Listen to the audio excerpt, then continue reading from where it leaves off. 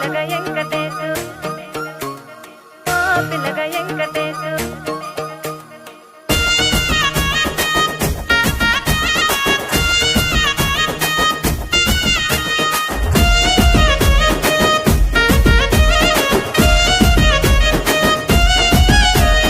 సిద్ధిరాల మనసు నాది చిన్నగా పోతుంటావో చూడక పోతుంటావో ఇంట్లో చిన్నదాన్ని నేను సిద్ధిరాల